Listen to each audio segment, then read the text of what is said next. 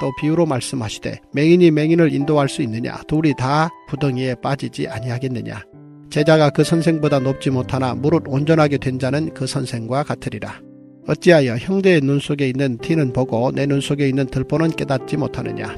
너는 내 눈 속에 있는 들보를 보지 못하면서 어찌하여 형제에게 말하기를 형제여 나로 내 눈 속에 있는 티를 빼게 하라 할 수 있느냐?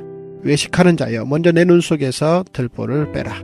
그 후에야 내가 밝히 보고 형제의 눈 속에 있는 티를 빼리라. 못된 열매 맺는 좋은 나무가 없고 또 좋은 열매 맺는 못된 나무가 없느니라. 나무는 각각 그 열매로 아나니 가시나무에서 무화과를 또는 찔레에서 포도를 따지 못하느니라. 선한 사람은 마음에 쌓은 선에서 선을 내고 악한 자는 그 쌓은 악에서 악을 내나니 이는 마음에 가득한 것을 입으로 말함이니라. 너희는 나를 불러 주여 주여 하면서도 어찌하여 내가 말하는 것을 행하지 아니하느냐? 내게 나와 내 말을 듣고 행하는 자마다 누구와 같은 것을 너희에게 보이리라. 집을 짓되 깊이 파고 주초를 반석 위에 놓은 사람과 같으니 큰 물이 나서 탕류가 그 집에 부딪히되 잘 지었기 때문에 능히 요동하지 못하게 하였거니와 듣고 행하지 아니하는 자는 주추 없이 흙 위에 집 지은 사람과 같으니 탕류가 부딪힘에 집이 곧 무너져 파괴됨이 심하니라 하시니라. 하나님, 진실로 우리 인생 가운데 살면서 하나님, 내가 사람을 좋은 길로 인도하기를 원합니다. 나 때문에 한 사람이 멸망받는 것이 아니라 나 때문에 한 사람이 구원받기를 원하고 나 때문에 한 사람이 좋은 길로 인도받기를 원합니다. 하나님, 내가 다른 사람들에게 나누어 줄 수 있는 좋은 열매 맺는 인생 되기를 원합니다. 얻을 것이 아무것도 없고 기대할 것이 없는 인생이 아니라 기대할 것이 있고 나누어 줄 것이 있는 인생을 되기를 원하오니 주님, 오늘도 말씀에서 정말 그런 사람이 되기를 원하는 우리의 소원 가운데 하나님이 무엇라고 명하시는지, 어찌해야 우리가 그렇게 좋은 나무 좋은 사람이 될 수 있는지 오늘 주 말씀을 통해서 배우고 깨닫고자 하오니 주님께서 오늘도 우리를 만져주시고 이 말씀을 통하여서 오늘도 우리가 만들어지기를 원합니다. 아름답게 심겨지기를 원합니다. 주님 깨닫게 하여 주시옵소서. 예수님의 이름으로 기도드립니다. 아멘. 네, 저희가 저 같은 이제 목회자 후보생이 제가 이제 신학교를 가게 되면 선교가 무엇인지 배우는 선교학 개론을 배우게 됩니다. 그런데 이제 선교학 개론을 배우게 되면 아마 다른 학교도 그럴 것 같은데요. 꼭 읽게 되는 굉장히 중요한 책이 있습니다. 그게 뭐냐면 화해의 아이라는 책이에요. 화해의 아이. 혹시 들어보셨는지 모르겠는데, 그러니까 이 책에서 세상을 보는 눈, 이 관점이 잘못되면 이게 얼마나 무서운 일이 벌어지는지, 관점 하나가 잘못될 때 사람 인생이 어떻게 되는지 여러분 그것을 보여주는 굉장히 중요한 책입니다. 그리고 반대로 세상을 보는 눈이 밝아지면 어떤 회복이 일어나는지도 아주 잘 보여주는 책인데요. 그 내용을 제가 잠깐 설명드려 볼게요. 재밌습니다. 네덜란드령인데 뉴기니아라는 섬에 가면 사위족이라는 원시 부족이 있어요. 그런데 이 부족 안에 이제 해남 마을과 마우로 마을이라는 두 마을이 있습니다. 그런데 지금 이 해남 마을과 마우로 마을이라는 이 두 마을에 피비린내는 전쟁이 끊어지질 않는 거예요. 그러면 이 일이 왜 일어나는가라고 하면 이 해남 마을이라는 마을 쪽에 굉장히 병든 관점이 하나 있어요. 그게 뭐냐면 가장 친한 친구를 배신해서 그 살을 먹는 사람이 최고의 관점에서 관념이 그 머릿속에 있는 거예요.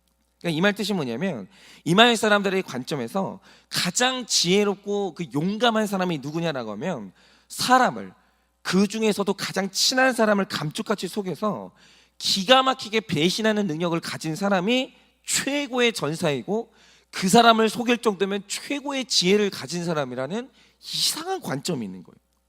그래서 이제 어떤 일이 있었냐면 이 배신을 덕으로 여기는 해남 마을 사람이 어느 날 마우로 사람을 만났어요. 그 마을 사람을.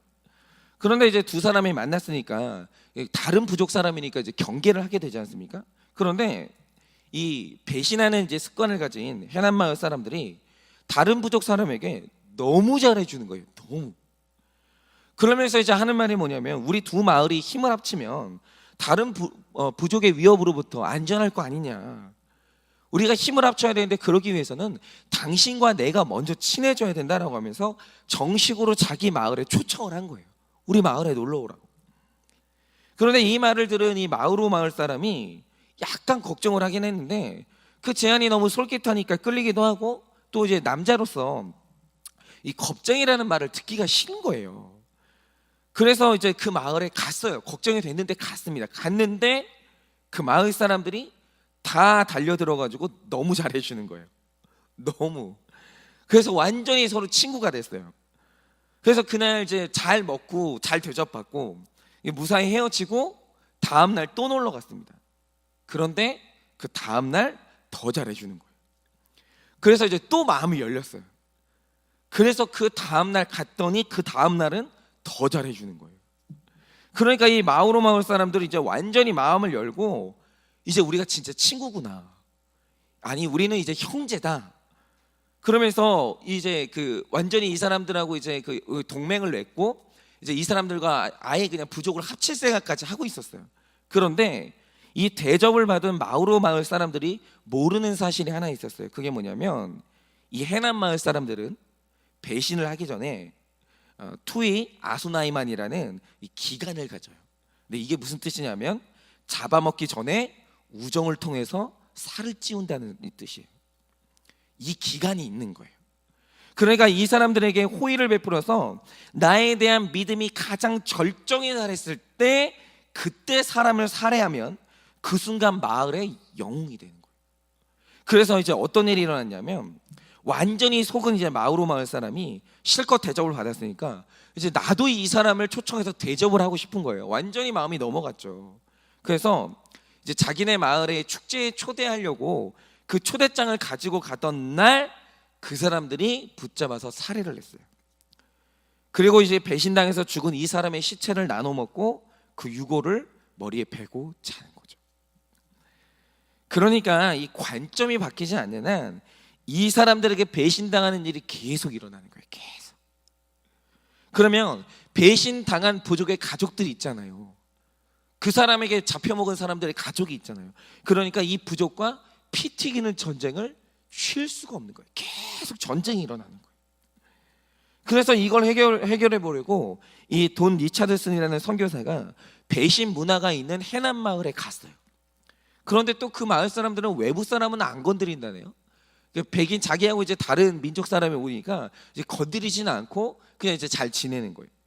그래서 이 사람이 안전한 가운데서 이 선교사님이 말씀을 전하는데 이 사람들에게 이 배신의 문화를 가진 해남 마을 사람들에게 예수님의 구원 스토리를 들려줬어요. 들려줬는데 기가 막힌 일이 일어나는 거예요. 그게 뭐냐면 예수님의 12 제자 이야기를 쫙 들려줬는데 해남 마을 사람들에게 영웅이 생겨난 거예요. 그게 누군지 아십니까?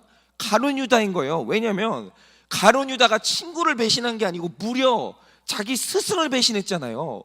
너무 멋있는 거예요. 너무 영웅인 거예요. 이거는 세상에 이런 사람이 없는 거예요. 아니 어떻게 그 긴 기간 동안 우정을 살찌운 다음에 어떻게 자기 스승을 배신하고 은 30냥을 얻냐 이거죠. 세상에 이런 지혜로운 사람이 없고 이런 영웅이 없는 거예요. 그래서 완전 사람들에게 가룟 유다가 영웅이 됐어요. 그리고 그 영웅에 의해서 멍청하게 죽은 사람이 이 배신당해서 죽으신 예수님이 되는 거예요. 관점이 이래버리니까 여러분 예수님이 증거되지가 않는 거예요. 메시아가 그 가룟 유다가 영웅이 되고 메시아가 멍청한 인간이 되는 거예요. 여러분 이게 바로 관점의 무서움이에요. 여러분 지금도 성경을요 이런 눈으로 읽는 사람 많다는 거 아십니까? 성경을요 경영서적으로 읽는 사람이 있어요. 여러분 예수님을 CEO로 보는 사람이 있어요. 구원자가 아니라. 여러분 이 성경에서 어떻게 하면 돈을 잘 벌 수 있는지 자기 개발의 관점에서 보는 사람이 있다라는 거예요. 구원이 아니에요. 여러분 이것이 바로 이 관점의 무서움이에요. 관점이 병들면 유다가 영웅이 되고 예수님이 패배자가 되는 거예요. 예수님이 갑자기 혁명가가 된다니까요. 어떻게 이런 일이 일어날 수 있습니까? 관점의 무서움인 거예요. 그러니까 이 선교사가 기가 막히는 거예요. 아무리 설명을 해도 설명할 길이 없는 거예요. 그래서 이 선교사가 포기를 했어요. 그래서 이 포기를 선언을 하면서 이 사람들한테 이제 얘기를 한 거죠. 나는 당신들을 도저히 설득할 방법이 없다. 난 이제 떠나겠다라고 하니까 이 사람들이 그때 좀 다급해진 거예요. 이게 선교사님이 가져다 주는 구원 물품도 있었고 이 좋은 것들이 있었기 때문에 이제 좀 이 사람이 떠나기를 원치 않은 거예요. 그래서 이제 이 사람들이 이제 그러면 우리가 화해를 한번 해보겠다. 라고 하면서 처음으로 밝힌 풍습이 하나 있는 거예요. 그게 뭐냐? 이 섬에는 배신의 풍습이 있으니까 화해를 하려고 해도 말로는 믿을 수가 없잖아요. 그래서 정말 최후의 수단으로 진짜 화해를 하려고 할 때 그때 최후의 수단으로 가지는 마지막 풍습이 있어요. 이 풍습을 행하면 믿을 수 있는 거예요. 그게 뭐냐? 화해를 맺고자 하는 두 부족이 있어요. 그러면 그 부족의 부족장에 아이가 있을 거 아니에요? 그러면 화해를 하고자 하는 상대방의 이제 부족장이 자기 아이를 상대편 부족에게 보내는 거예요. 맞교환하는 거예요. 그리고 그 아이를 키우는 거예요. 말하자면 이 적진의 내 아이, 그 부족에서 가장 영향력 있고 가장 지도력이 있는 지도자의 아이를 그 부족에 보내는 거예요. 그러면 어떤 일이 일어나겠습니까? 만약 한쪽이 배신을 한다? 그러면 그 부족장의 아이는 배신의 대가로 죽어야 돼요. 그러니까 내 자녀가 그 땅에 있는 한 절대로 부족장은 그 땅을 칠 수가 없는 거예요. 내 아이의 생명이 위태로워지기 때문에. 그러니까 모든 것들 속에서 확실한 이 평화의 상징이 뭐냐, 그리고 이 화해의 상징이 뭐냐라고 하면 서로의 평화를 위해서 보내는 이 아이인 거예요. 그런데 그 부족들이 이 아이의 이름을 뭐라고 부르냐? 화해의 아이라고 부르는 거예요. 여기서 돈 리처드슨이 예수님을 설명한 접점을 찾게 돼요. 그래서 사람들에게 이 예수님을 뭐라고 설명하냐? 예수님은 하나님이 죄 지은 이 땅과 화해하기 위해서 보낸 하나님의 아들, 화해의 아이가 예수님이라는 거예요. 그런데 이 화해의 징표로 보낸 그 아들을 배신자 유다가 죽였다라는 거예요. 여러분은 어떻게 생각하느냐 물어보니까 세상에 이건 있을 수 없는 일이라는 거예요. 아니, 화해의 표징으로 아이를 보냈는데 어떻게 그 아이를 죽이냐는 거예요. 우리가 배신의 풍습이 있지만 화해의 아이를 죽이는 것은 있을 수 없는 배신이라는 거예요. 이거는 일어나서는 안 되는 일이라는 거죠. 그 사람들이 그걸 납득을 하는 거예요. 그러므로 배신은 영웅적인 행동이 아니라 세상에서 가장 악한 죄라는 것, 그리고 우리가 그 화해의 아이를 죽인 죄인이라는 것을 설명을 하는데, 이때 해난마을 사람들이 이 배신이, 내가 행하는 배신이 얼마나 악한 죄인지를 깨달아요. 그리고 우리가 그 예수 그리스도라는, 성경에 나와 있잖아요, 예수 그리스도라는 이 화해의 아이를 죽였다는 사실을 알고 이 사람들이 충격에 빠져요. 그리고 하나님께 용서를 받기 위해서 이 사람들이 회개를 하기 시작해요. 그러면서 그 땅에 악한 풍습 있죠. 투이 아소나이만이라는 이 사람을 죽이고 속이고 죽이는 이 풍습이 그 땅에서 비로소 사라져요. 관점이 바뀌니까, 눈이 회복되니까 그 땅의 악한 습관이 사라지고 회개가 일어나면서 그 땅에 생명이 살아나는 거예요. 여러분, 오늘 예수님이 마지막으로 말씀하시는 평지 설교의 내용이 바로 이거예요. 여러분, 오늘 말씀을 보면은 이 말씀이 두 가지로 나눕니다. 구원받은 사람의 성화에 대해서 말하는 이 구절이 있고, 구원받지 못한 사람의 이 구원에 대해서 말하는 구절들이 있거든요. 그런데 오늘 말씀은 성화가 아니에요. 오늘 말씀은 구원에 관한 말씀이에요. 이 말씀을 지키지 않으면 구덩이, 즉 지옥에 빠지게 되고, 이 말씀을 지키지 않으면 그 사람의 지은 집이 완전히 무너져 내리는 멸망을 당하게 되는 거예요. 그런데 오늘 말씀에 사람을 구덩이로, 즉 지옥으로 인도하는 맹인이 나오는데, 여기서 말하는 맹인은 지금 예수님을 죽일 의논을 하는 바리새인을 의미해요. 그런데 너무 웃기지 않습니까? 세상에 이들의 눈이 얼마나 멀어버렸는지, 이들이 사람들을 끌고 가는 구덩이가 어디냐? 자기를 구원하려고 오신 분을 죽이려고 의논을 하는 거예요. 날 구원하려고 하는데 날 구원할 사람을 죽이는 거예요. 여러분, 내 생명줄을 잡고 있는 사람한테 칼을 찌르는 거예요. 그럼 어떻게 돼요? 내가 죽잖아요. 그걸 알아볼 눈도 없는 거예요. 오늘 성경은 사람이 구원받지 못하고 지옥에 가는 이유가 뭐냐? 눈의 문제라고 얘기하는 거예요. 그건 행위의 문제가 아니라는 거예요. 눈의 문제라는 거예요. 그러면 이들이 왜 자기 구원자를 죽일 계획을 합니까? 이유가 뭐냐면 성경을 읽는데 너무 심각한 관점의 오류가 있는 거예요. 말씀을 보는 그 오류가 뭡니까? 이 해난마을 사람들은 사람들을 배신하는 것이 최고의 덕목이잖아요. 그런데 이 바리새인들의 최고의 덕목이 뭐냐? 남의 죄를 찾아내는 게 최고의 덕목인 거예요. 성경에 보면 그렇게 나와요. 남의 죄를 찾는 게 이 바리새인들이 가질 수 있는 최고의 지혜고 최고의 덕목인 거예요. 남의 죄를 가장 잘 정죄하는 사람이 최고의 영웅이고 성경을 제일 잘하는 사람이에요. 여러분, 이게 얼마나 병든 관점이에요. 그러니까 이 사람들의 특별히 잘못된 관점이 뭐냐면, 사람이 의인이어야 천국에 가는데, 우리도 마찬가지입니다. 이 의인은 뭐 우리의 의가 아니라 그리스도의 의를 받지 않으면 뭐 우리가 멸망하겠지만, 어쨌든 의가 있어야 천국을 가요. 그런데 남이 죄인 되면 내가 의인 된다는 이상한 관점을 가지고 있는 거예요. 남이 죄인인 걸 증명하면 내가 의인 된다라고 하는 이상한 관점을 가지고 있는 거예요. 그런데 오늘 예수님이 하시는 말씀이 뭡니까? 남의 죄를 100만 개 발견해도 내 안에 있는 죄 하나를 해결하지 못한다는 거예요. 그게 오늘 말씀이 말하는 거예요. 네가 살면서 몇십만 개 남의 죄를 뽑아내고 남의 죄를 지적해도 네 안에 있는 죄 하나도 해결되지 않는다라는 거예요. 그러므로 이 구속사적 관점에서 열매 맺지 못하는 못된 나무가 뭐냐? 남의 죄 보는 눈은 있으나 자기 죄 보는 눈은 멀어버린 그 눈먼 세상에서 눈먼 이 나무가 세상에서 가장 못된 나무고, 그 나무에게서는 구원의 열매가 단 한 개도 열릴 수 없다라는 거예요. 내 죄 보는 눈이 없으면. 여러분, 오직 구원의 열매 맺는 좋은 나무는 어떤 나무입니까? 남의 죄가 아니라 모든 사건에서 내 죄를 보는 그 관점을 가진 나무, 모든 사건의 원인을 나에게서 찾는 나무.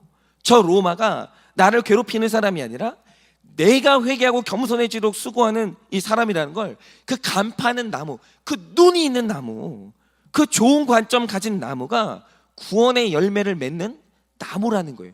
그리고 심지어는 다른 사람도 구원으로 인도하는 나무라는 거예요.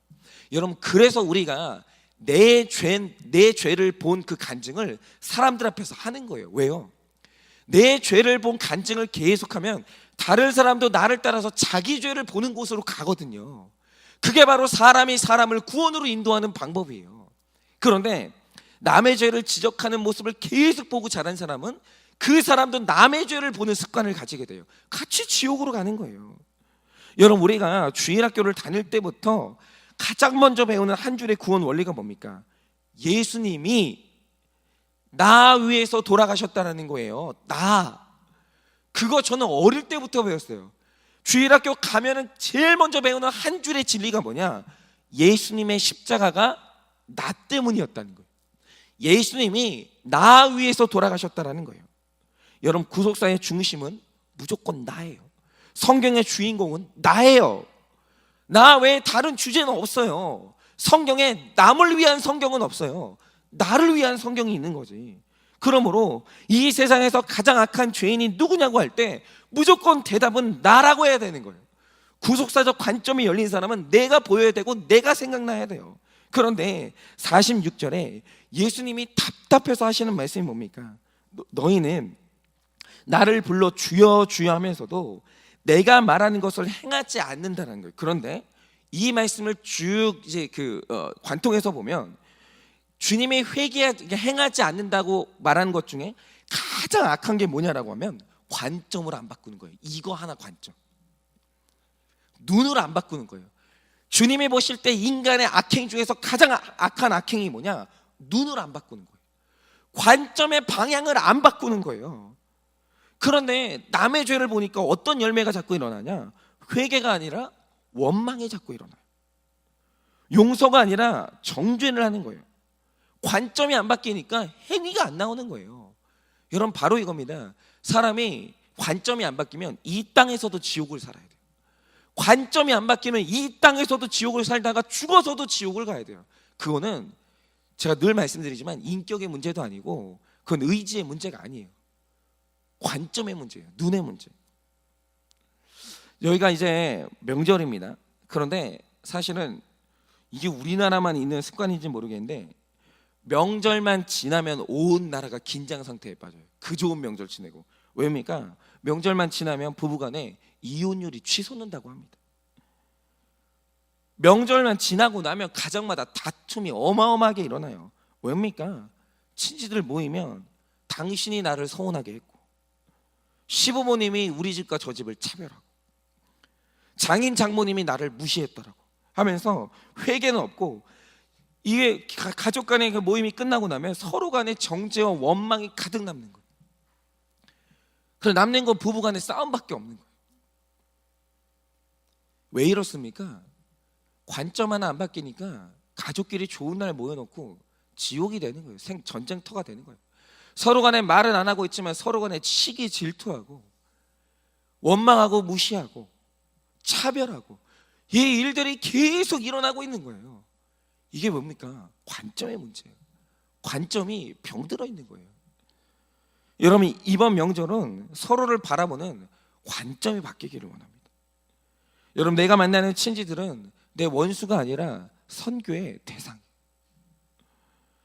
여러분, 정말 내 마음을 찌르는 그분들은 날 훈련시켜 주시는 고마운 분들이에요.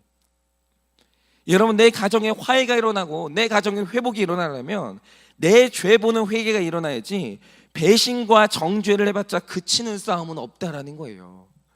아무리 시부모님의 잘못을 증명하고, 아무리 내 형제의 잘못을 증명하고, 아무리 내 남편, 내 아내의 이 잘못을 증명해도 바뀌는 건 1도 없어요.